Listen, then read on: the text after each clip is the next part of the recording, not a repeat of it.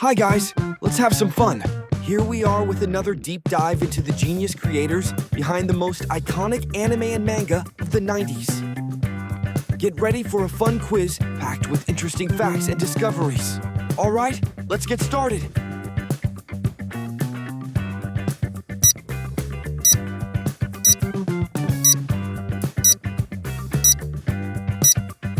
Three, two, one.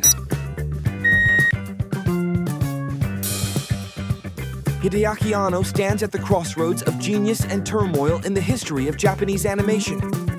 Born in 1960 in Yamaguchi Prefecture, Anno first made waves in the early 1980s as a fiercely talented animator, catching the attention of Hayao Miyazaki with his detailed work on Nausicaa of the Valley of the Wind. This experience would lead him toward co-founding one of anime's most legendary studios, Gainax.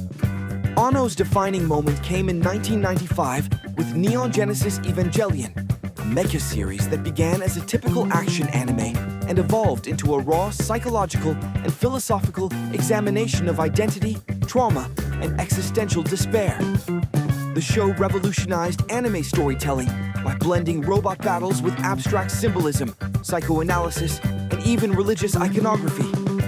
Its troubled, often contradictory ending sparked endless discussion and inspired the theatrical release of The End of Evangelion, a more brutal and emotionally confrontational epilogue. Evangelion mirrored Anno's own inner conflict. Battling depression during its production, he funneled his emotional struggles directly into the narrative and the fractured minds of its characters. In doing so, Anno challenged not only the conventions of anime, but also the expectations of the fan base, subverting and dissecting the very genres he once idolized. Beyond Evangelion, Anno continued to reinvent himself.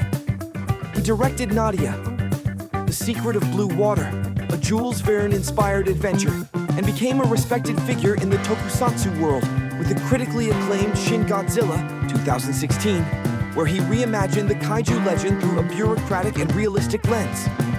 His Shin series, including Shin Ultraman and Shin Kamen Rider, has shown his enduring love for Showa-era heroes, reframed with modern themes and stylistic innovations. Anno also established Studio Kara after leaving Gainax, ensuring greater creative control over his projects, including the decade-spanning rebuild of Evangelion films, which finally concluded in 2021. These movies offered closure not only for fans, but seemingly for Anno himself, ending the Evangelion saga on a surprisingly optimistic note. With a career marked by innovation, introspection, and reinvention, Hideaki Anno has become a towering figure, not only in anime but in global pop culture. His work continues to provoke thought, inspire creators, and challenge the boundaries of what animation can be.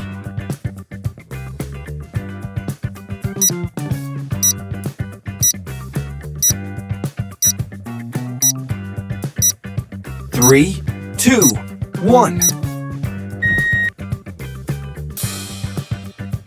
Shinichiro Watanabe is an auteur in the truest sense, a filmmaker whose fingerprint is unmistakable in every frame, every beat, and every genre-defying episode he directs. Born in Kyoto in 1965, Watanabe carved his name into anime history by blending Japanese animation with global cinematic styles, resulting in shows that feel more like jazz improvisations than traditional TV series. His magnum opus, Cowboy Bebop, 1998, is a space western noir hybrid that set a new standard for adult animation. Seamlessly combining smooth jazz scores by Yoko Kanno, stunning action sequences, and introspective storytelling, the series followed a group of spacefaring bounty hunters and their existential malaise. Though only 26 episodes and a movie, it became a global phenomenon, especially in the West, helped in no small part by its broadcast on Adult Swim. It is now widely cited as a gateway anime for non-Japanese audiences.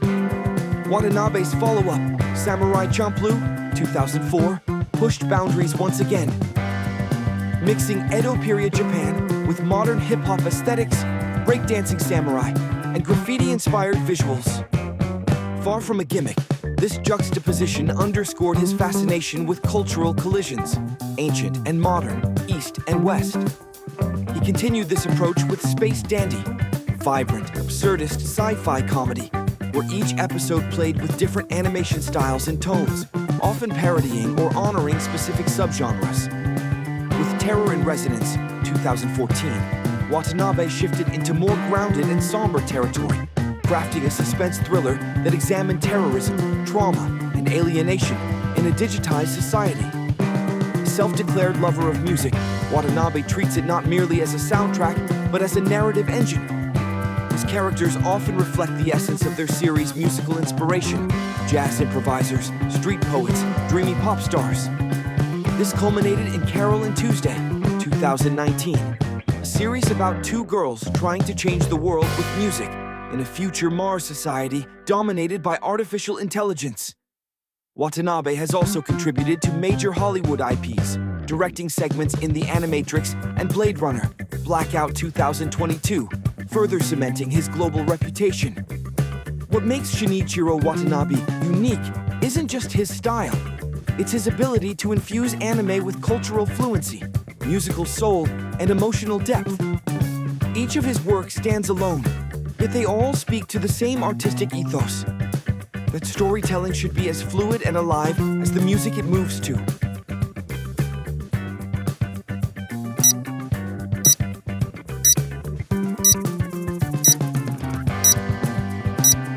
Three, two, one. Hayao Miyazaki is not just a filmmaker. He is a world builder, philosopher, and dream weaver whose stories transcend borders, generations, and genres.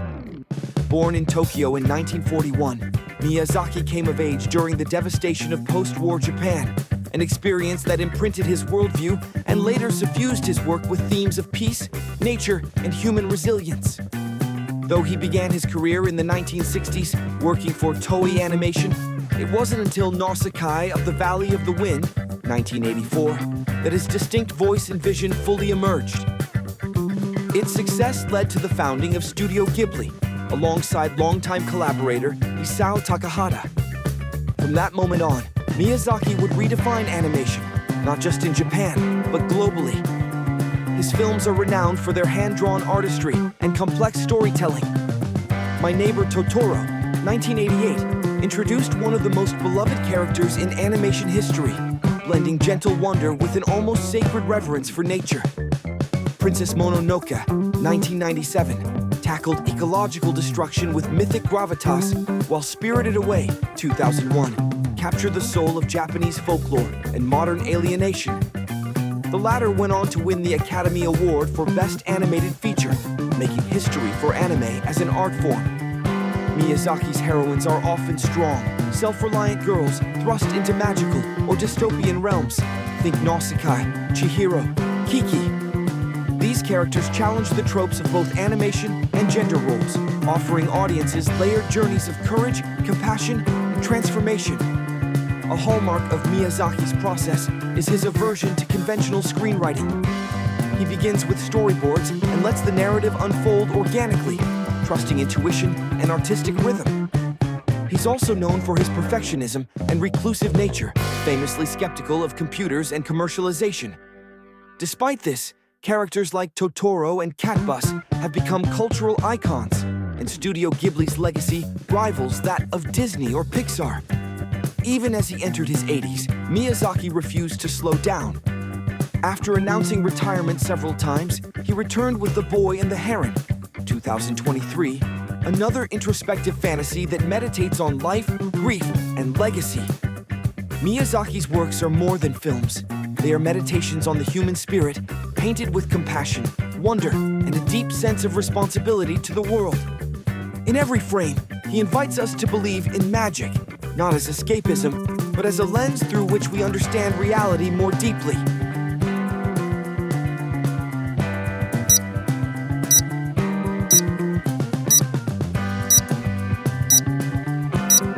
Three, two, one. Yoshitoshi Abe is one of those rare figures in Japanese animation whose work lives between the boundaries of philosophy, art, and introspection. Born in 1971 in Tokyo, he first gained attention not in the mainstream industry, but but through the doujinshi, self-published manga, scene, where his deeply reflective, often melancholic visual style stood out. His breakthrough came with Serial Experiments Lan, 1998, a seminal anime that quickly earned cult status. AB served as character designer, infusing the project with a quiet unease that perfectly complemented its cyberpunk and psychological themes. The series wasn't just ahead of its time, it felt like it came from outside time altogether, questioning the nature of reality, consciousness, and identity in the digital age. Building on this reputation, AB went on to work on Haibane Renmei, 2002, which he conceptualized and wrote based on his own self-published doujinshi Charcoal Feather Federation. The story explores guilt, redemption, and spiritual rebirth in a mysterious world where angelic beings struggle to understand the meaning of their existence. Its gentle pace and emotional weight make it one of the most quietly powerful anime series of the early 2000s. AB's visual signature is unmistakable: muted tones, soft lines, and character expressions that convey subtle emotional depth. Whether in textualized, Nye 7, or unfinished projects like Despera, he brings an almost literary sensitivity to his design and narrative work. He often collaborates with director Yasuyuki Ueda and writer Chiaki J. Konaka, forming a creative trio known for crafting immersive, cerebral anime. Beyond anime, AB is an innovator in the art world. He was one of the first Japanese artists to publicly embrace digital painting using tablet devices, long before they became the norm. His experimentation with media has led him to publish digitally distributed works and explore independent creation away from the commercial anime industry. Today, AB's influence is felt not through blockbuster hits, but through the enduring reverence of fans and creators who see in his work a rare blend of beauty and intellect. His stories may be cryptic or abstract, but they resonate with anyone who has ever questioned their place in the world.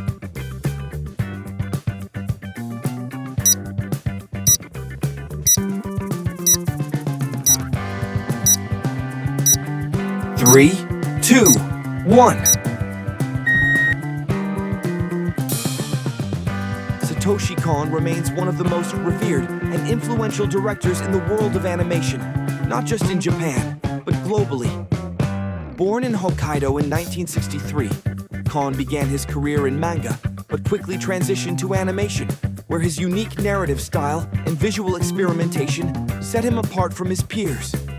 His directorial debut, Perfect Blue, 1997, was a bold psychological thriller that blurred the lines between identity, celebrity, and delusion. Its unsettling atmosphere and unreliable narration not only shocked audiences, but also gained international attention. Directors like Darren Aronofsky even paid homage to Kon's work in Requiem for a Dream and Black Swan, citing Perfect Blue as a direct influence. With Millennium Actress, 2001, Kon demonstrated his gift for emotional storytelling, weaving decades of Japanese cinema and history into a narrative about memory and love. It was more reflective and less disturbing than Perfect Blue, but just as ambitious. Tokyo Godfathers, 2003, showed a more grounded, humanist side of Kon, telling a story of three homeless individuals who find an abandoned baby on Christmas Eve. It combined humor, heart, and unlikely warmth.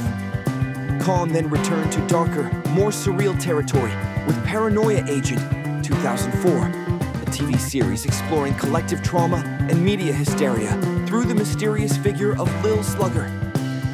His final completed work, Paprika, 2006, pushed the boundaries of animation with its dream-hopping visuals and metaphysical narrative. The film's influence can be seen in Christopher Nolan's Inception, 2010. Though Kon's dream logic is more fluid, emotional, and rooted in personal psychology. What truly made Kon special was his editing and visual transitions. Scenes would melt into one another through seamless shifts in perspective, memory, and consciousness, forcing the viewer to question what was real. His protagonists, often women, wrestled with identity, perception, and society's pressures. Satoshi Kon died in 2010 from pancreatic cancer, just 46 years old. He was in the middle of making Yume Mirukikai, The Dreaming Machine, a film intended for younger audiences, but still imbued with his trademark layering of reality and fantasy. The project remains unfinished, though fans still hope it may one day be completed. His legacy endures not just in anime, but in global cinema, where his films continue to be studied, cited, and celebrated for their profound artistry and emotional resonance. Satoshi Kon didn't just make animated films, he redefined what animation could be.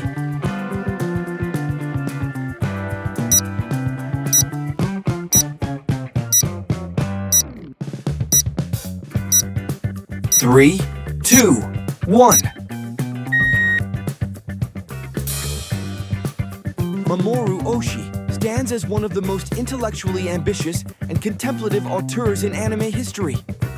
His films are not merely entertainment, they're philosophical exercises that ask the viewer to reflect on the nature of consciousness, memory, and society.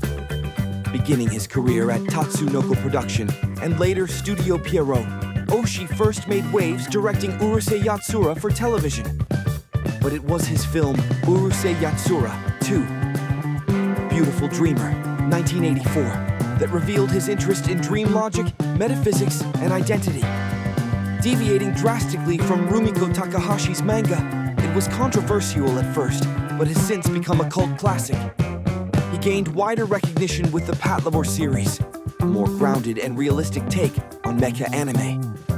However, it was Ghost in the Shell, 1995, that catapulted Oshii into international renown. A profound meditation on identity and artificial intelligence, the film influenced countless filmmakers, including the Wachowskis, who openly cited it as inspiration for The Matrix. Its groundbreaking visual style, combined with haunting music and philosophical monologues, redefined what anime could express. Unlike many anime directors, Oshii rarely adapts material faithfully. He reshapes it to fit his own thematic concerns, often exploring the relationship between humanity and technology, the erosion of self, or the illusions we construct around our lives. His storytelling is slow and deliberate, often eschewing action, for long atmospheric sequences filled with silence and introspection. Oshii's fondness for religious symbolism, particularly Christian and Buddhist references, is prevalent in his work. He also frequently inserts basset hounds, based on his own beloved pet Gabriel, into his stories as a symbol of loyalty, melancholy, or tranquility. He continued his thematic explorations with Innocence, 2004, the sequel to Ghost in the Shell, and the visually stunning The Skycrawlers, 2008, a film about perpetually adolescent pilots in a perpetual war. He has also worked in live action, with films like Avalon, a cyberpunk tale shot in Poland, showing his commitment to philosophical storytelling across mediums. While his style has drawn criticism for being overly cerebral or inaccessible, Oshii's films are celebrated in academic and cinephile circles for their complexity and beauty. He remains one of the most respected figures in global animation, known for pushing boundaries and refusing to compromise. Mamoru Oshii doesn't just direct anime. He crafts intellectual puzzles that ask who we are, what we believe, whether reality is truly real.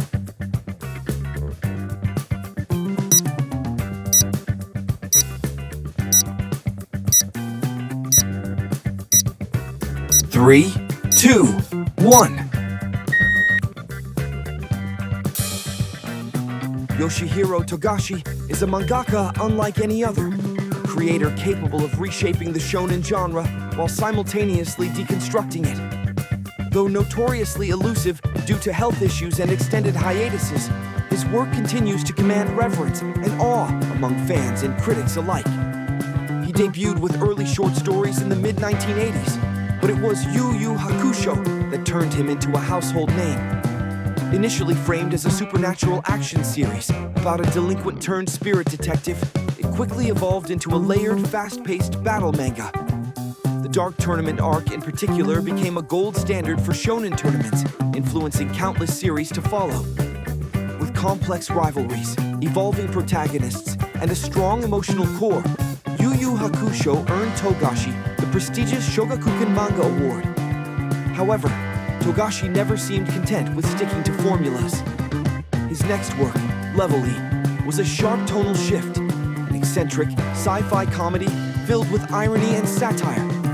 While it didn't achieve the same mainstream popularity, it showcased his versatility and love for subverting expectations. Then came Hunter x Hunter, perhaps his magnum opus.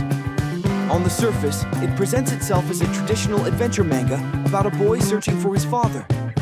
But beneath that lies one of the most unpredictable, cerebral, and structurally daring series in manga history.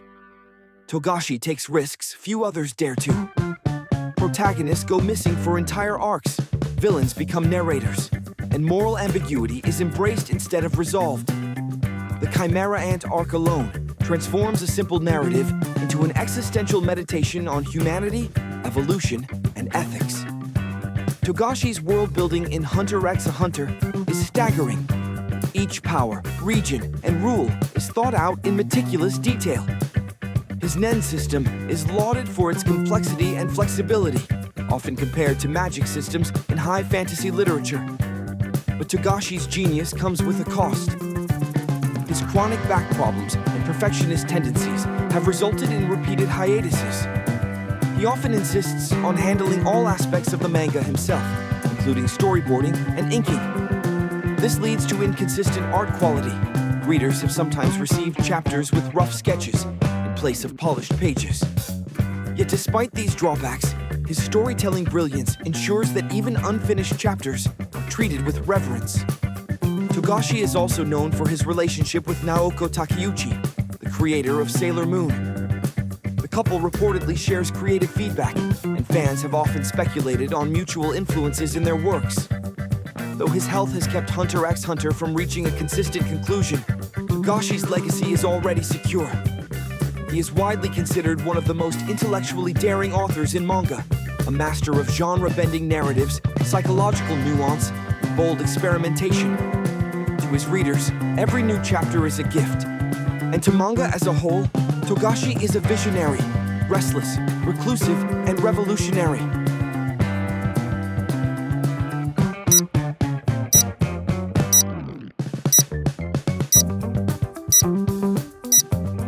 Three, two, one.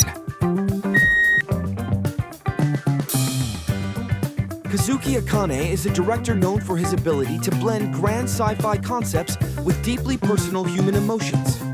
His career began at Sunrise, where he gained experience working on mecha series like Mobile Suit Gundam ZZ and City Hunter. However, it was with the vision of Escaflowne that he established his reputation as a powerful and imaginative storyteller. Released in 1996, Escaflowne was a revolutionary anime for its time, combining elements of fantasy, romance, and mecha in a richly layered narrative. Akane co-created the series alongside Shoji Kawamori, and while Kawamori provided the mechanical designs and broad world concepts, Akane infused the show with psychological depth, intricate character arcs, and a distinctly emotional core. The result was a cult classic that remains influential decades later, but Akane's ambitions didn't stop there. In 2005, he directed Noin, To Your Other Self, a highly experimental series that tackled quantum theory, time travel, and the idea of multiverse futures.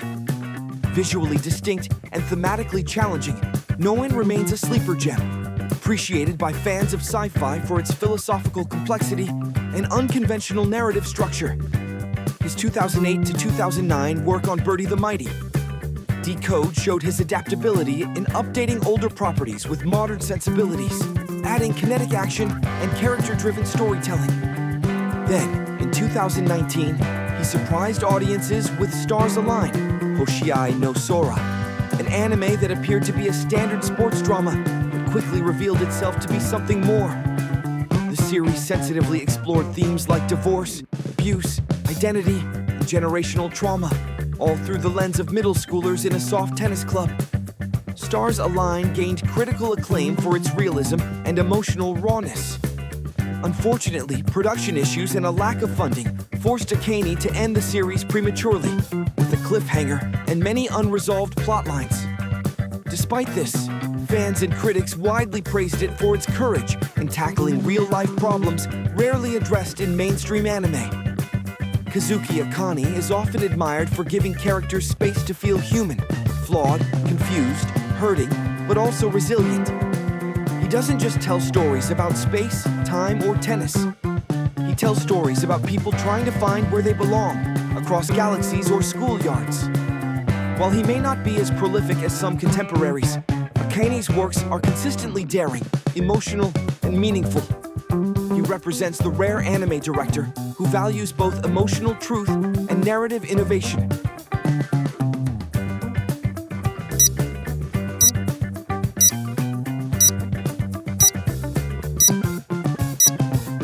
Three, two, one.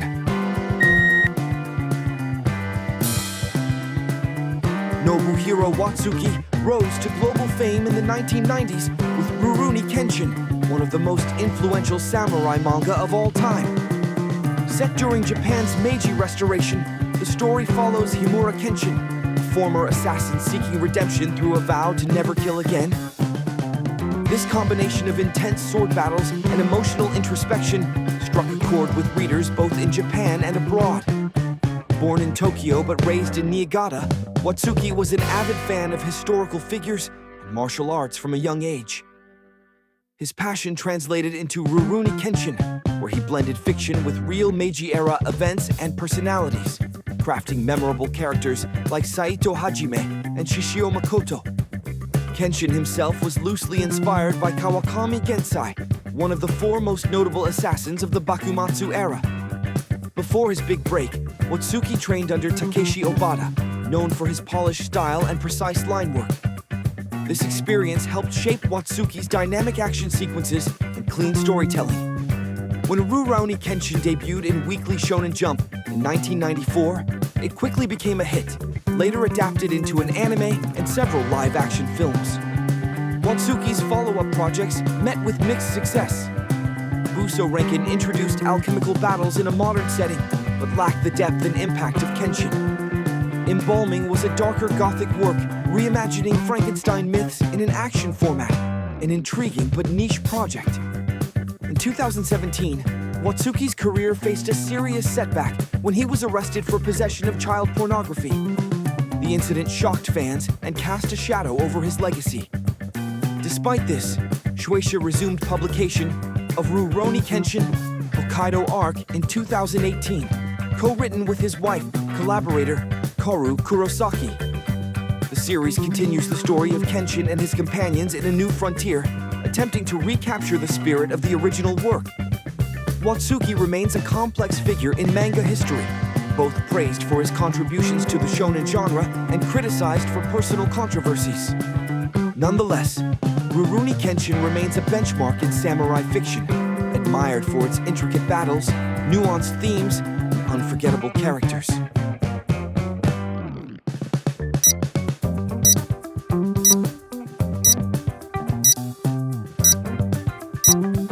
Three, two, one. Mitsuru Hongo is a multifaceted anime director whose career has spanned decades and genres, from raucous slapstick to futuristic mecha epics. Born in Tokyo in 1959, Hongo began working in animation at a young age and gained early recognition at studios like Agiato and Shin-Ei Animation, where his skills in storyboarding and directing quickly became evident. He is perhaps best known for his early work on Crayon Shin-Chan, directing both the TV episodes and several of the earliest, and most fondly remembered, feature films. Under his direction, Shin-Chan evolved from simple gag comedy to a clever satire with heartfelt moments and visual inventiveness, helping the franchise grow into a Japanese cultural staple. Hongo took a sharp turn toward sci-fi in the late 1990s with Outlaw Star, a spacefaring action series known for its stylish visuals, eclectic cast, and mix of gunfights and mysticism. Though it only lasted 26 episodes, Outlaw Star gained a cult following internationally, especially in the West, thanks to its broadcast on Cartoon Network's Toonami block. Never one to be boxed into a single genre, Hongo's directorial range extended with projects like Immortal Grand Prix, IGPX, a futuristic racing anime co-produced with Cartoon Network, an ambitious and rare collaboration between Japanese and American studios. His work on Redeem revived a classic Super Robot series with a more modern and serious aesthetic. More recently, Hongo directed Ascendance of a Bookworm, a fantasy anime lauded for its rich character development and slow-burn world-building. The series demonstrated his continued evolution and ability to handle quieter, character-driven narratives as skillfully as comedic or action-packed ones. Hongo's reputation in the anime industry is that of a chameleon director, able to mold his style to fit a wide range of projects without losing his personal flair. Whether crafting the absurd world of Shin-chan or piloting sleek meshes through alien skies, Mitsuru Hongo remains one of anime's most reliably inventive and adaptable storytellers. Warming up? The real challenge begins now. Go!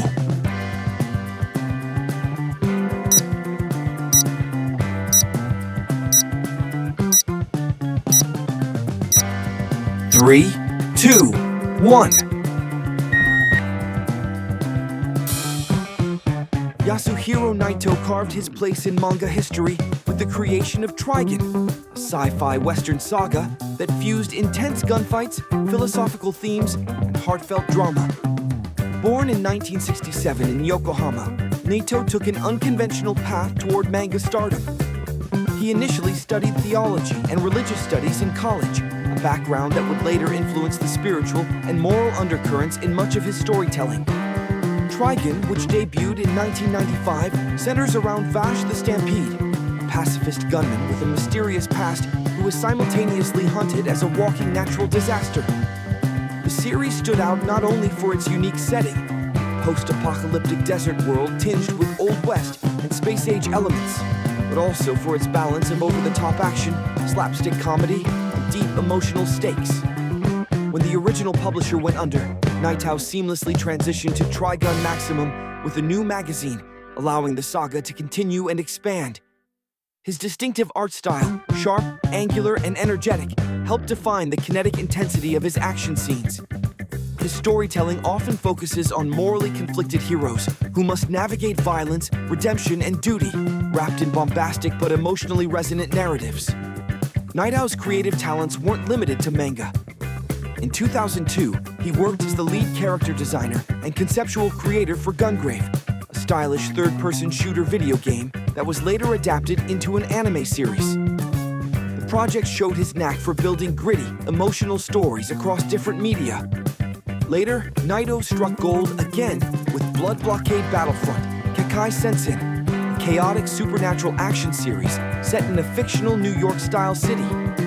Known for its jazz-infused aesthetic, breakneck pacing, and ensemble cast of eccentric characters, the series has garnered a global fanbase and 2 anime adaptations.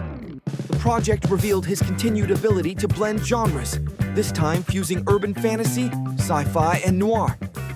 Naito's works are instantly recognizable for their stylish action, eccentric humor, and emotional gravitas. Despite not being the most prolific author, each of his creations carries a unique fingerprint that resonates with fans of high-energy, morally complex storytelling. He remains one of the most iconic manga creators of the late 90s and early 2000s.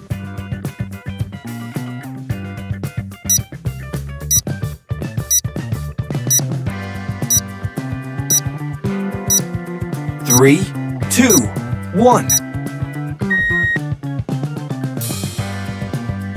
Kunihiko Ikuhara is a true auteur of Japanese animation, bold, eccentric, and fiercely committed to telling stories his way. Born in Osaka in 1964, Ikuhara began his career at Toei Animation and soon gained recognition as one of the key directors behind the Sailor Moon anime, especially the acclaimed Sailor Moon R, S, and Super S seasons.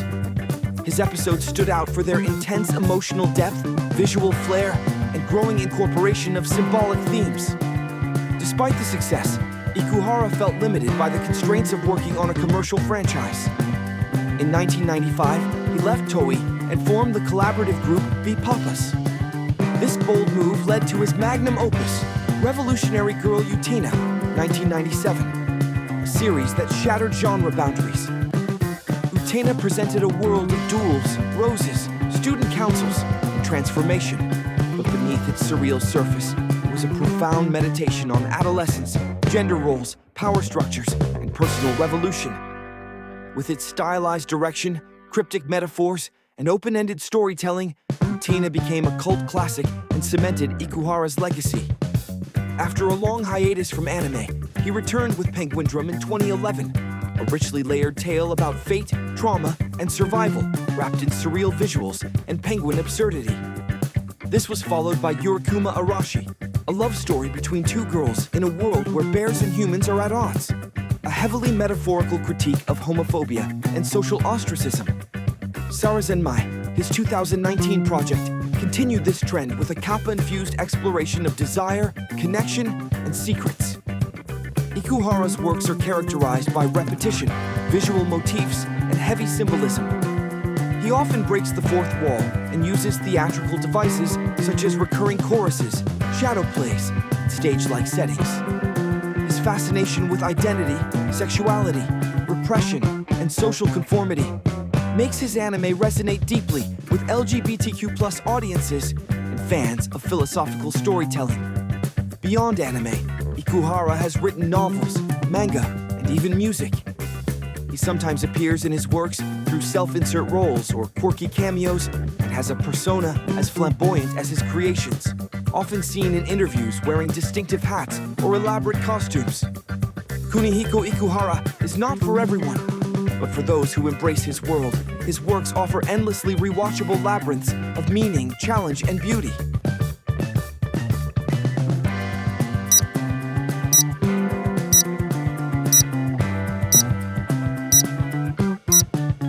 Three, two, one.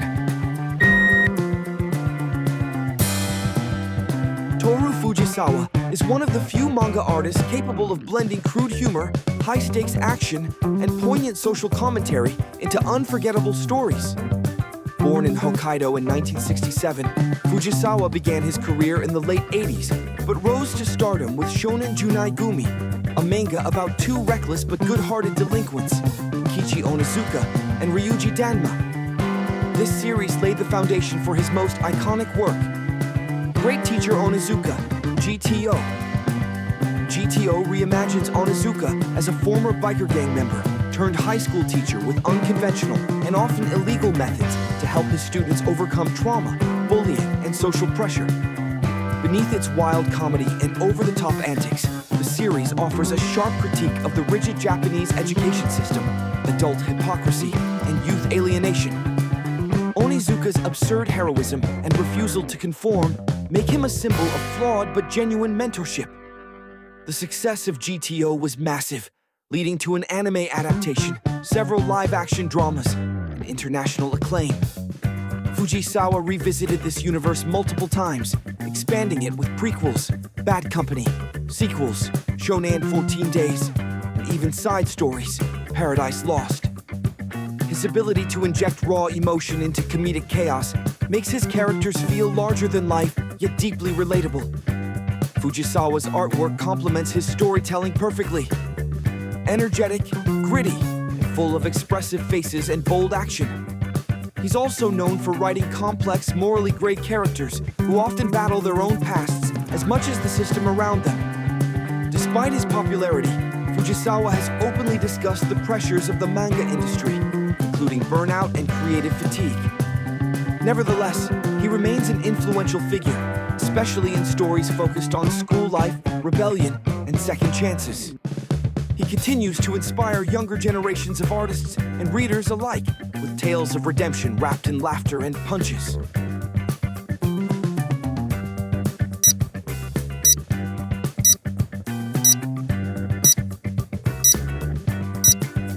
Three, two, one. Hiroyuki Okiura stands as one of the most meticulous and quietly powerful figures in the anime world. Born in 1966 in Katano, Osaka, he entered the animation industry straight out of junior high school, learning the craft through experience and persistence rather than formal education.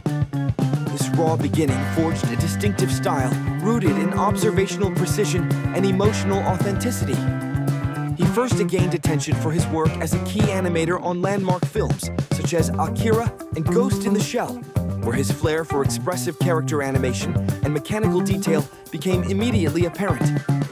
Despite not being a household name, industry insiders recognize Okiura as a master craftsman whose scenes elevate the standard of animation through nuance and lifelike movement. Okiura made his directorial debut with Jinro, The Wolf Brigade, a haunting political thriller written by Mamoru Oshii. The film combined dense socio-political allegory with melancholic personal drama wrapped in a neo-noir aesthetic. Okiura's direction brought a sense of stillness and sorrow rarely seen in anime, earning him international acclaim.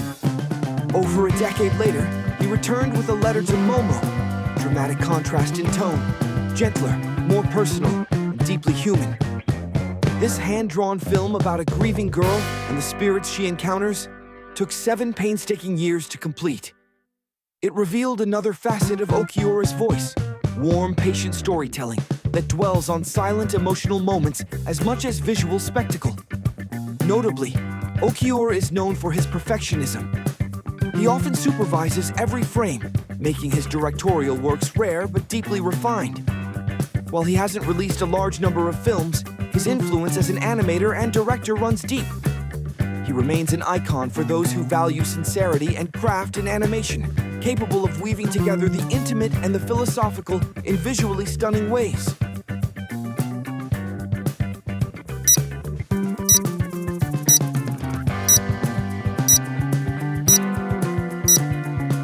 Three, two, one. Nobuyuki Anzai emerged as a dynamic voice in the shonen manga scene during the 1990s, earning his place among the prominent creators who defined that decade. Hailing from Hokkaido and born in 1969, Anzai developed a style that reflected both his generation's influence and a personal flair for fantasy and humor. His breakout work, Flame of Rekka, was serialized in Weekly Shonen Sunday and quickly established him as a strong figure in the battle manga genre. The story of a young ninja with flame-controlling powers and a series of mystical weapons struck a chord with readers hungry for action-packed storytelling in the vein of Yu Yu Hakusho or Rurouni Kenshin. The anime adaptation helped boost its international popularity, particularly in Asia and Latin America. Anzai followed this success with Martian Awakens romance, a colorful and energetic fantasy that plunged its protagonist into a fairy tale-inspired parallel world filled with magical artifacts and epic battles. It was a commercial success that led to a long-running anime adaptation and widespread merchandising. Anzai's designs and world-building made Mar especially appealing to younger audiences and those transitioning from shonen to fantasy gaming culture. Despite working within established tropes, tournaments, rivalries, power-ups, Anzai's works stood out for their balance between drama and comic relief. He crafted memorable villains and lighthearted team dynamics that gave his stories charm beyond mere battles. His clean, energetic art style made his characters easy to distinguish and expressive in action sequences. Though less prolific in recent years, Nobuyuki Anzai remains a fondly remembered figure among fans of 90s and early 2000s shonen manga. His works represent a key moment in the genre's evolution, bridging traditional Japanese fantasy and modern pop aesthetics.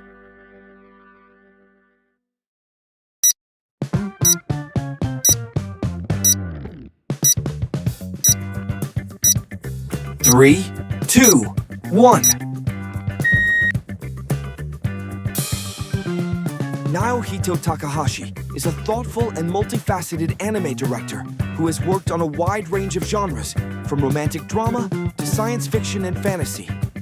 Born in 1961, Takahashi built his career during a period of rapid evolution in the anime industry, and his works reflect a flexible, emotionally attuned directorial style. Perhaps best known for directing Aishiteruze Baby, Takahashi brought a gentle, nuanced touch to a story that could easily have felt melodramatic. The series, which follows a high school boy suddenly tasked with caring for his young cousin after family tragedy, earned acclaim for its sensitivity in exploring themes of responsibility, trauma, and healing. It remains a standout example of slice-of-life anime that prioritizes emotional realism over idealized romance. Takahashi also ventured into more fantastical territory with Steel Angel Kurumi, a comedic sci-fi romp featuring androids, alternate history, and supernatural elements. This work highlighted his versatility as he managed to balance comedy and action while still delivering memorable characters. He has further demonstrated his range by working on productions geared toward children, like Danball Senki Wars and Digimon Adventure 02, helping shape the narrative rhythm and visual tone of beloved franchises for younger audiences. Most recently, his involvement as a series director for Berserk, the Golden Age Arc, Memorial Edition, has reintroduced him to fans of darker, more mature storytelling, showing his enduring relevance. Naohito Takahashi may not be a household name, but his influence stretches across genres and demographics. His gift lies in making the audience feel connected to characters, regardless of whether they're navigating romance, parenting, warfare, or fantasy worlds.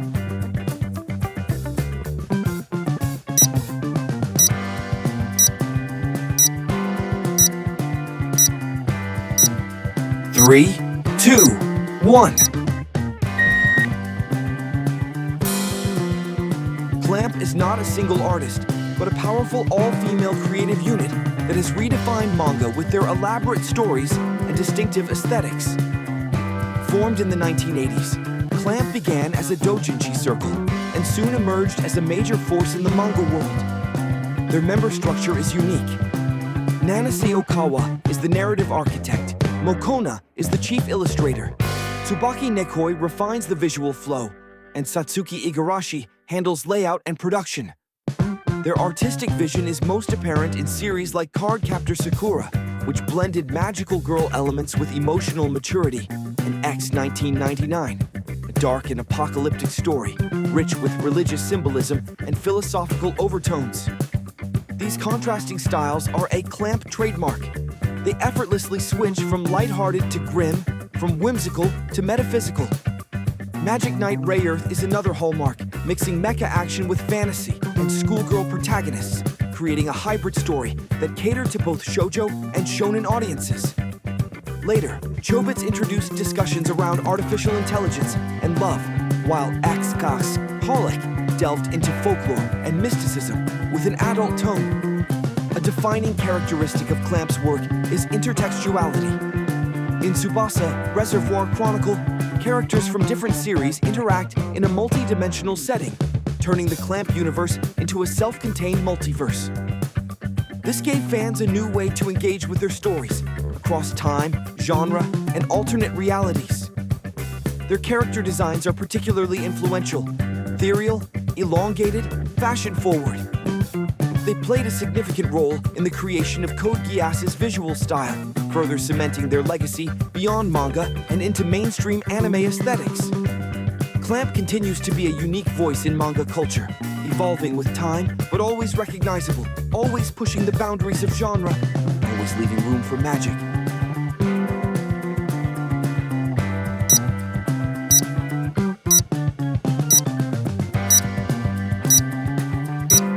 Three, two, one. Mihiro Maeda is a rare polymath in the anime industry, a creator whose influence spans genres, mediums, and continents. Known for pushing the boundaries of animation, he began his career at Studio Ghibli, participating in foundational works such as Nausicaa, of the Valley of the Wind, and Castle in the Sky, where he gained hands-on experience under the guidance of Hayao Miyazaki. But Maeda would soon forge his own distinctive path. His directorial breakthrough came with Blue Submarine No. 6, one of the first series to boldly mix 2D animation with 3D CGI in a fluid cinematic way. This marked the beginning of his association with Studio Gonzo, a place synonymous with early 2000s visual innovation. Perhaps his most daring work is Genkutsu, The Count of Monte Cristo, where Maeda reimagined Alexandre Dumas' literary classic through a futuristic operatic lens. Instead of traditional coloring, he layered photographic and textile textures across characters and backgrounds, giving the series an unforgettable, dreamlike quality. Maeda's vision isn't limited to Japan. He played a key role in The Animatrix, contributing the two-part prequel, The Second Renaissance, which expands the Matrix universe with a brutal, poetic origin story for the war between man and machine. Hollywood later called on him again. He helped conceptualize vehicles and sequences in Mad Max. Fury Road, blending his dystopian sensibility with Western action cinema. His mechanical designs, featured in series like Nadia, The Secret of Blue Water, are intricate and organic, often blending steampunk with futurism. He has also contributed to Evangelion projects, showcasing his continuing relevance in anime's most prestigious circles. Maeda is both a traditional craftsman and an avant-garde visionary. Whether he's working on independent shorts or global blockbusters, he remains a pioneer of style and substance, always challenging what anime can look like and what it can say.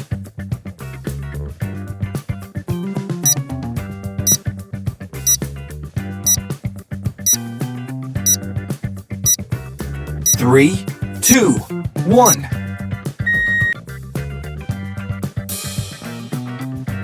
Kazuyoshi Katayama is a director whose work blends thoughtful storytelling with striking visual direction, often bringing a psychological depth to the science fiction genre. He started his career working behind the scenes on classic Sunrise Mecha series during the golden age of robot anime, gaining essential experience in narrative structure and action direction. He made a strong early impression with the OVA adaptation of Masamune Shiro's Appleseed in 1988, showcasing an affinity for complex world-building and technological themes. Yet it was the Big O that brought him international attention. Co-produced by Sunrise and Cartoon Network, the show fused noir aesthetics, giant robots, and existential themes in a city without memory. Its Western reception was so strong that a second season was commissioned largely due to its American fan base.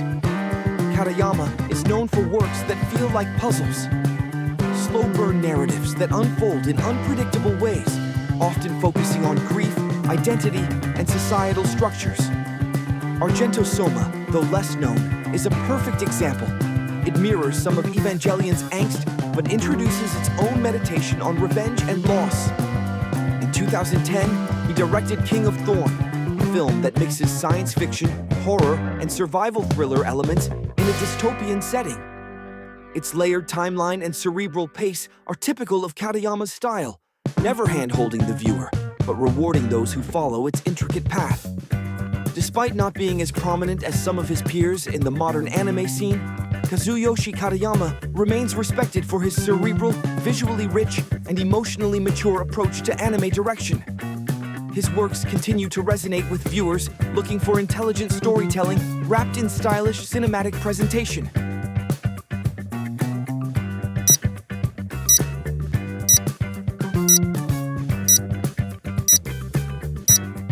Three, two, one. Kentaro Miura was a visionary manga artist whose magnum opus, Berserk, redefined the boundaries of the dark fantasy genre. Renowned for his extraordinary detail, deeply human characters, and an unrelenting portrayal of suffering and perseverance, Miura created a world both horrifying and beautiful, an unforgiving landscape that mirrors the darkness and resilience of the human soul. He began his artistic journey remarkably early, submitting professional-level manga work while still in school. By the time he published the Berserk prototype in 1988, his storytelling prowess was evident. In 1989, Berserk was serialized, and it would grow into one of the most celebrated and visually arresting manga of all time. The story follows Guts, a tortured swordsman with a tragic past, whose journey through a brutal world filled with demons and betrayal has captivated readers for over 3 decades. What set Miura apart was not just his breathtaking, meticulous art, where each panel could stand alone as a masterpiece, but his ability to explore existential questions, emotional torment. His themes were often grim: trauma, fate, isolation, the cost of ambition, and the fragility of hope. And yet, despite the often relentless suffering in Berserk, he never abandoned the spark of humanity, love, and friendship that kept his characters and readers going. Beyond the page, Miura's influence stretched across multiple media. His visual and narrative sensibilities inspired video games, Dark Souls, Elden Ring, anime, and manga creators globally. He collaborated on other projects like Juranki, 2000. 2019. But his heart always remained with Berserk. His untimely death in 2021 stunned fans worldwide. In an unprecedented move of respect and love, his closest colleague, Koji Mori, and the artists at Studio Gaga pledged to continue Berserk based on Miura's wishes, notes, and countless personal conversations, ensuring his legacy would not fade. Kentaro Miura is remembered not just as a master artist, but as a singular storyteller whose work, though forged in darkness, illuminated the human spirit in ways few ever could. Keep going. Your anime knowledge is being tested.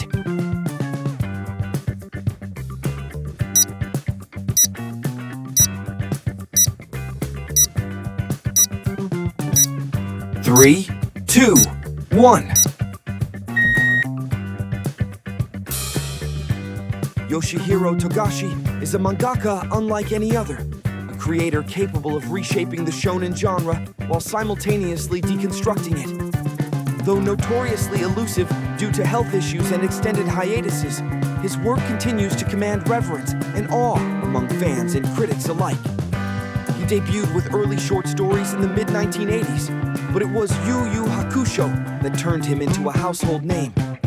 Initially framed as a supernatural action series about a delinquent-turned-spirit detective, it quickly evolved into a layered, fast-paced battle manga. The Dark Tournament arc in particular became a gold standard for shonen tournaments, influencing countless series to follow. With complex rivalries, evolving protagonists, and a strong emotional core, Yu Yu Hakusho earned Togashi the prestigious Shogakukan Manga Award. However, Togashi never seemed content with sticking to formulas. His next work, Level-E, was a sharp tonal shift, an eccentric sci-fi comedy filled with irony and satire. While it didn't achieve the same mainstream popularity, it showcased his versatility and love for subverting expectations. Then came Hunter x Hunter, perhaps his magnum opus. On the surface, it presents itself as a traditional adventure manga about a boy searching for his father.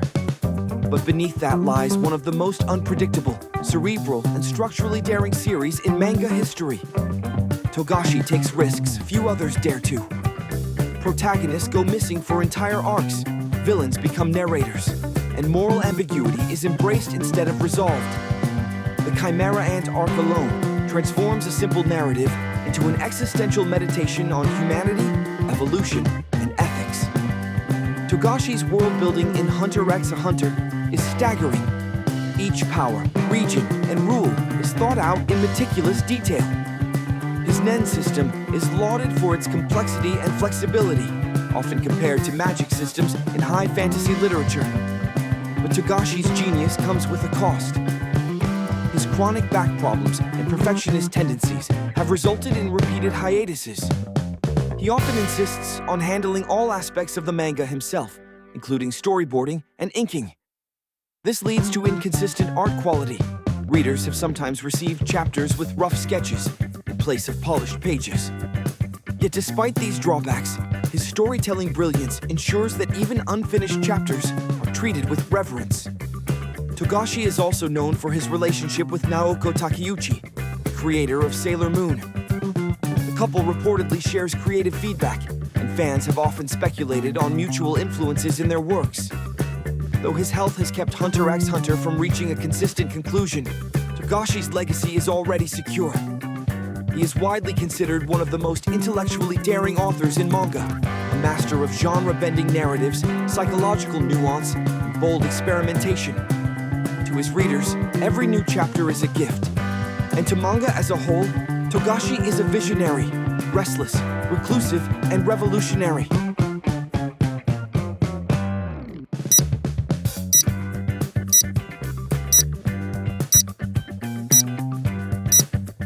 Three, two, one. Masashi Ikeda may not be a household name to casual anime fans, but for those who came of age during anime's international expansion in the late 1990s and early 2000s, his work left a lasting impression. As the director behind Mobile Suit Gundam Wing, Ikeda helped redefine the Gundam franchise for a whole new generation, especially in the West, where the series aired on Cartoon Network's Toonami block and quickly became a cultural touchstone.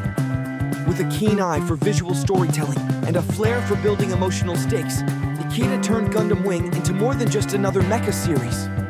He gave its young cast of pilots nuanced motivations and conflicting ideologies, grounding the high-octane battles in a deeper philosophical conflict.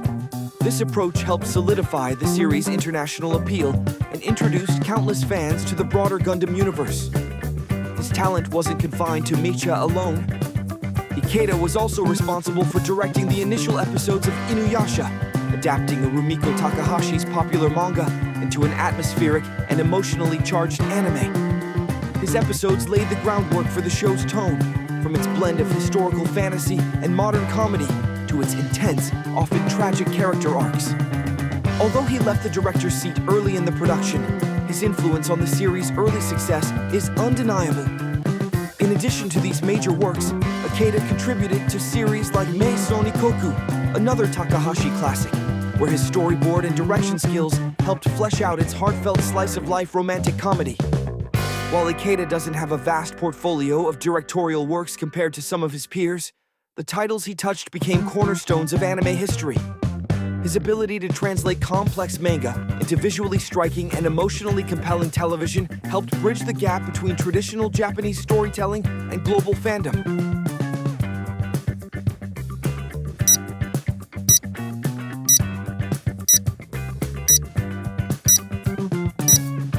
Three, two, one. Takehiko Inoue is more than just a manga artist. He is a storyteller, philosopher, and visual poet. His works span genres, generations, and even philosophies, and his influence on the global manga landscape is nothing short of monumental.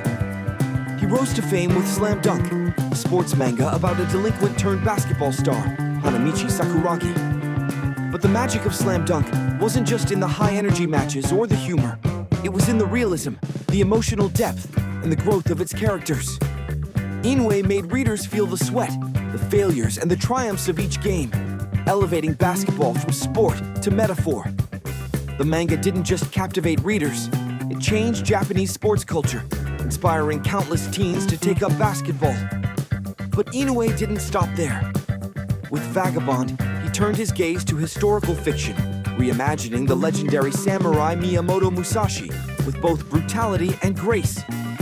His brush ink artwork in this series is often compared to traditional Japanese painting, blending visual elegance with raw storytelling. Though the manga is currently on indefinite hiatus, it remains a towering achievement in historical manga.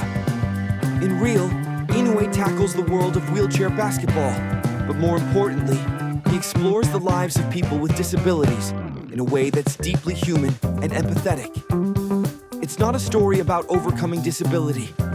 It's about life, identity, frustration, and redemption. Inoue's artistic style is as iconic as his narratives. His anatomical precision, expressive line work, and ability to capture movement and stillness alike place him among the finest visual artists in manga. He has also brought his talents to animation, directing the first Slam Dunk in 2022, which garnered massive critical and commercial success. Known for his humility, deep introspection, and love for both sports and traditional Japanese philosophy, Takehiko Inoue stands as one of the most revered creators of modern manga, an artist whose stories continue to move readers across the world.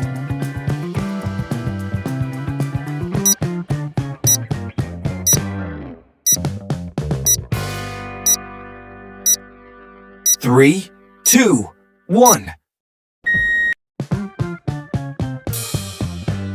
Hiroshi Fukutomi is a veteran anime director whose name might not be as instantly recognized as some of his contemporaries, but whose body of work helped shape the face of anime throughout the 1980s and early 2000s. Known for his versatility and consistency, Fukutomi directed series across genres, often taking manga stories and bringing them vividly to life on television. One of his earliest hits was Kaibutsu-kun, a comedic series based on Fujiko Fujio's manga, which mixed horror characters with slapstick humor and captured the hearts of children. His talent for blending the absurd with the heartfelt came through even more clearly in high school. Kimigumi, a cult favorite known for its offbeat characters and zany school antics, a series that still holds nostalgic value for many Japanese viewers. In 1993, Fukutomi directed the OVA adaptation of Battle Angel Alita, a darker cyberpunk tale based on Yukito Kishiro's manga. The adaptation, although brief, left a strong visual impression and introduced many Western fans to the world of Alita years before the live-action film. He also ventured into the world of sports anime with Whistle, a soccer-themed series aimed at young audiences that focused on teamwork, perseverance, and the challenges of adolescence. Throughout his career, Fukutomi often collaborated with Studio Comet, contributing to a wide range of family-oriented and action comedy anime. While he may not be associated with blockbuster hits or avant-garde projects, his reliability and ability to craft fun, engaging, accessible stories made him a staple of Japanese television animation.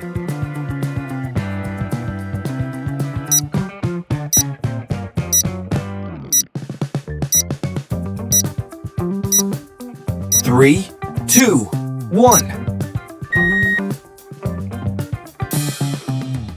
Katsuhiro Otomo is a towering figure in both manga and anime, whose legacy has transcended Japanese borders to shape the global perception of animated storytelling. Born in 1954 in the quiet town of Tome, Miyagi, Otomo began his career in the 1970s, but would soon explode onto the scene with the release of Akira. First serialized as a manga in 1982 and later adapted into a genre-defining film in 1988. Akira introduced the world to Otomo's intricate, high-concept narratives set in dystopian post-apocalyptic futures. The film's visual fidelity, sweeping cityscapes, and groundbreaking animation techniques pushed the boundaries of what anime could achieve, both technically and thematically. But Otomo's creativity doesn't end with Akira. Before its success, he had already won acclaim with Domu, A Child's Dream, a psychological thriller about psychic warfare set in a Tokyo housing complex. The work not only won the Japan Sci-Fi Grand Prize, but also showed Otomo's knack for mixing realism with the supernatural, a signature that would recur throughout his career.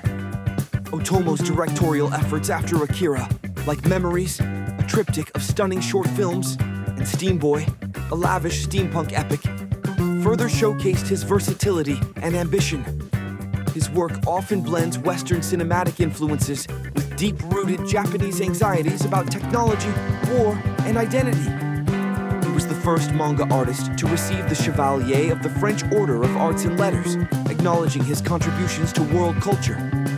Otomo's impact on global pop culture is immense. Hollywood creators frequently cite Akira as a core influence, and his visual language continues to inspire artists, animators, and filmmakers worldwide. Otomo remains a quiet but potent force in the anime industry, and fans continue to await his next project with eager anticipation.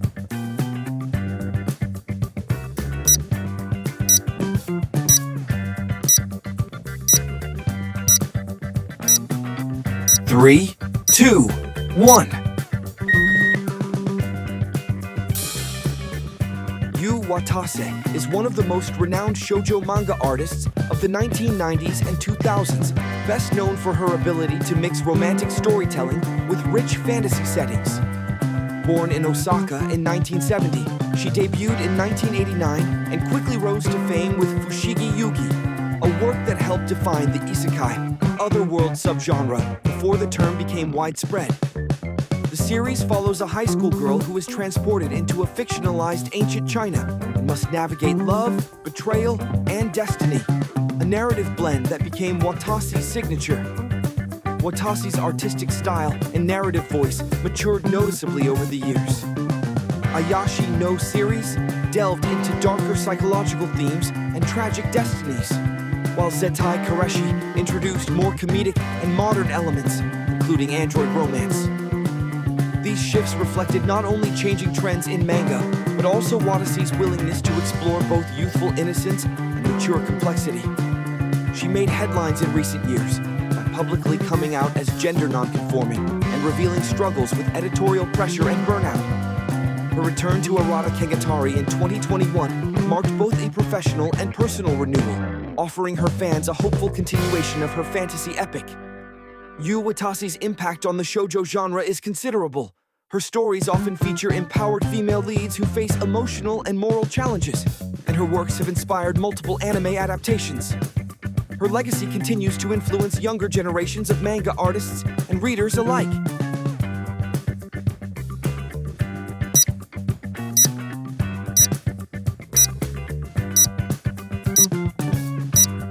Three, two, one.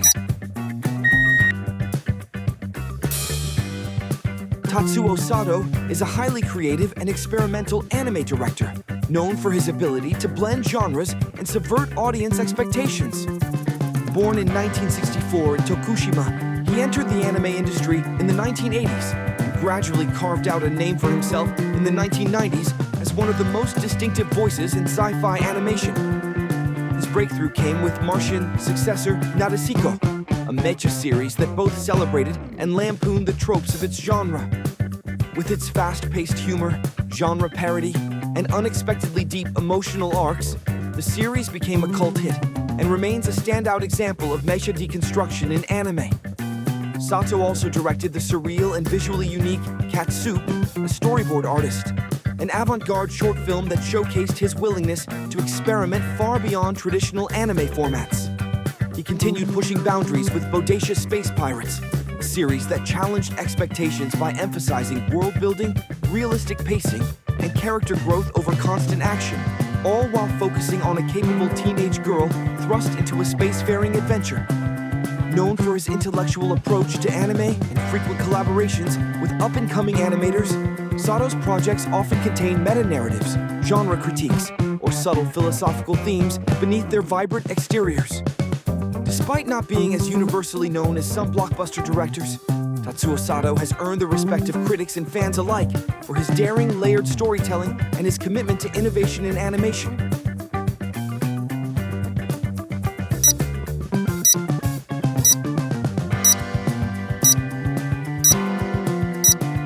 Three, two, one.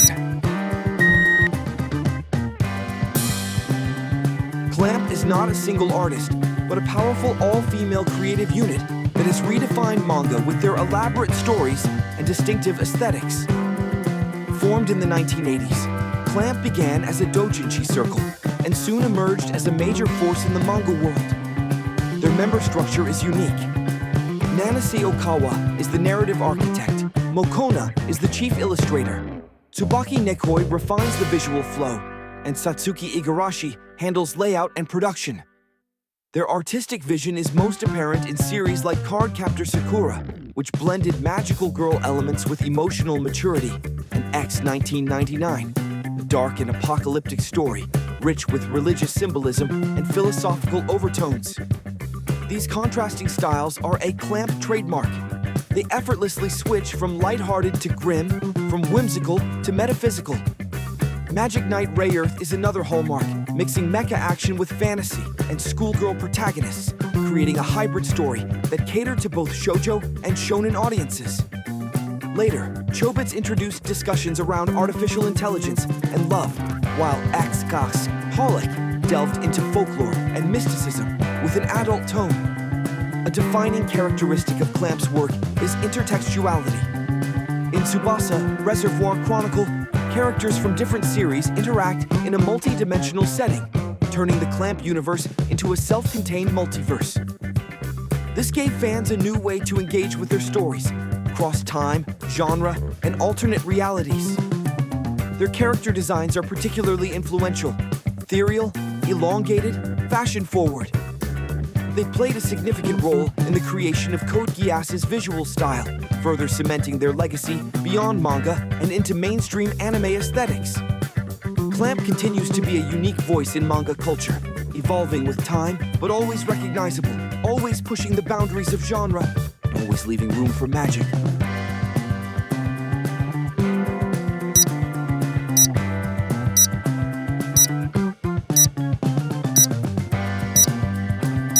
Three, two, one. Toshio Hirata was a seasoned animation director and screenwriter best remembered for his significant contributions to world masterpiece theater, a a Japanese anthology television series that adapted classic Western literature into anime. His career was shaped around emotionally resonant, character-driven narratives that emphasized human dignity, perseverance, and the hardships of childhood. Hirata brought to life stories such as Nobody's Boy, Remy, an adaptation of Hector Malot's French novel, Sans Famille, where he masterfully depicted the lonely travels and heartfelt friendships of a boy abandoned by his foster family. His style prioritized pacing, atmosphere, and emotional subtlety over spectacle, making his works deeply touching and reflective. As director of Maya the Bee, and later Lucy of the Southern Rainbow, Hirata showed his ability to transpose both whimsical and realistic Western tales into a form that resonated with Japanese and international audiences. He had a gift for balancing child-friendly visuals with mature emotional depth, often tackling themes of separation, adaptation, and resilience in times of change.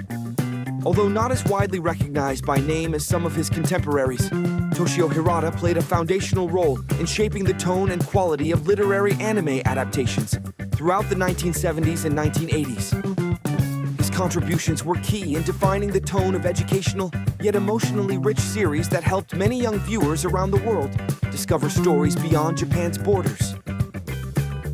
Congratulations! How many creators did you recognize? Are you truly an anime mastermind? Share your score in the comments and challenge your friends to beat it.